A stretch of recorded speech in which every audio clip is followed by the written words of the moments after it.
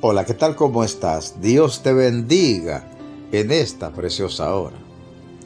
El devocional de hoy se intitula Un Evangelio largamente anticipado.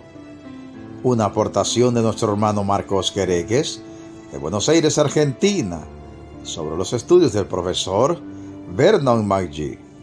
Y una edición especial para YouTube de nuestro hermano Jorge Mario Vidán. Amigo oyente, leamos ahora el versículo 2 de Romanos 1, apartado para el Evangelio de Dios que Él había prometido antes por sus profetas en las Santas Escrituras.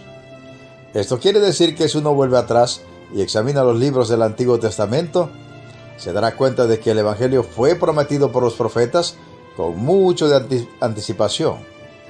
Esto es un poderoso argumento en defensa de que el Evangelio es un ingenio creado por alguna mente humana imaginativa, con un talento brillante para inventar nuevas doctrinas y lograr que éstas sean aceptadas por muchas personas y perpetuarse en el tiempo como una nueva creencia. No, para nada. El Evangelio es un mensaje muy antiguo, tan antiguo que uno puede apreciar que se encuentra contenido en el Antiguo Testamento, incluso mucho antes de salir a luz y ser proclamado a los cuatro vientos por el mundo entero. Esto es lo mismo que afirmó Pablo a los Gálatas, que el Evangelio no era resultado de su ingenio o imaginación, sino que le había sido revelado por Cristo. Y como dijimos, había sido preanunciado por los antiguos profetas de Israel.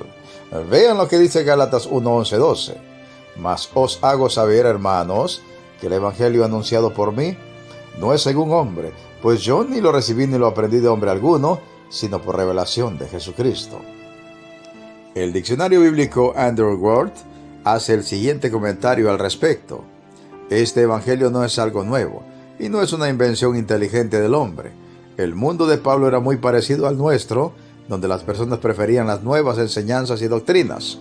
No obstante, Pablo no trajo algo nuevo, sino algo muy antiguo en el plan de Dios. Si usted examina el Antiguo Testamento, podrá apreciar cómo desde la misma caída del hombre en el pecado, el Señor estaba prometiendo la final derrota de Satanás por un descendiente de la mujer.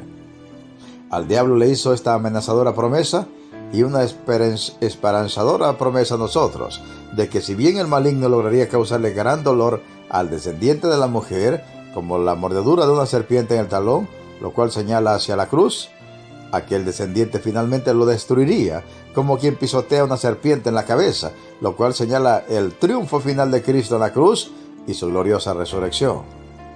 Leamos lo que dice en Génesis 3:15.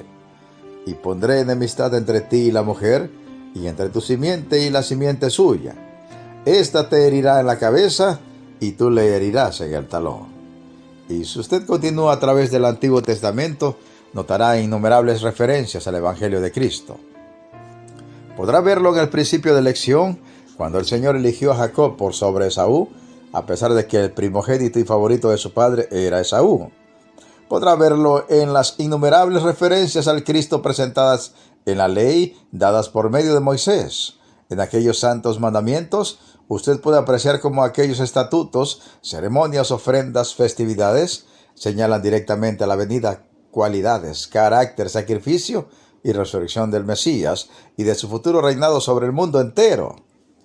Luego los profetas anunciaron con lujo de detalles la venida pasión y muerte del ungido de Dios, y en especial el profeta Isaías hizo extraordinarias profecías en cuanto a sus padecimientos, los cuales se cumplieron con exactitud sorprendente.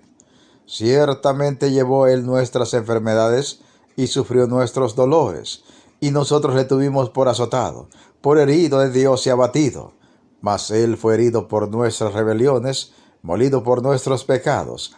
El castigo de nuestra paz fue sobre él, y por su llaga fuimos nosotros curados. Todos nosotros nos descarriamos como ovejas, cada cual se apartó por su camino, mas Jehová cargó en él el pecado de todos nosotros. Isaías 53, 4, 6. El mensaje de los profetas era que Dios amaba al hombre y que Dios proveería una manera de salvarlo del pecado. William Hendrickson hace la siguiente observación sobre esta frase de Pablo. El Evangelio de Dios que él había prometido antes por sus profetas en las Sagradas Escrituras, el gran maestro de la palabra dice que Pablo consideraba el Antiguo Testamento y las buenas nuevas de salvación, tal como son proclamadas por Jesús y sus mensajeros, como una unidad. Hablando en términos generales, podemos decir que el Antiguo Testamento contiene promesas y el Nuevo Testamento muestra cómo esas promesas habían sido y estaban siendo e iban a ser cumplidas. En resumen, el Antiguo por el Nuevo explicado, el Nuevo por el Antiguo contenido o en forma similar, el Nuevo en el Antiguo escondido, el Antiguo por el Nuevo revelado. Hendriksen concluye lo siguiente: lo que debe enfatizarse aquí es que tanto Jesús como Pablo tenían en alta estima el Antiguo Testamento, lo consideraban sagrado. Cuando alguien rechaza el Antiguo Testamento, está rechazando a Jesús y a Pablo. ¿Usted rechaza y tiene poca estima el Antiguo Testamento? Jesús nunca lo tuvo en poco. Él siempre dijo que la gente que le observaba estaba viendo el cumplimiento literal de las profecías del Antiguo Testamento. Pablo tampoco lo tuvo en poco. Dijo que el Evangelio había sido anunciado por los profetas. ¿Tendrá en alta estima el Antiguo Testamento así como tiene en alta estima el Nuevo? Podría dedicar un tiempo a estudiar y meditar en cómo el Antiguo Testamento preanuncia de una manera gloriosa y sorprendente la venida de nuestro amado Salvador y las glorias que habían de venir tras ello. ¿Podría usted, como Jesús, como Pablo, tener en grande estima el Antiguo Testamento, así como tiene en grande estima el Nuevo Testamento? Meditemos y reflexionemos en la preciosa palabra de Dios y pongamos toda nuestra fe y todas nuestras obras en el Señor Jesucristo.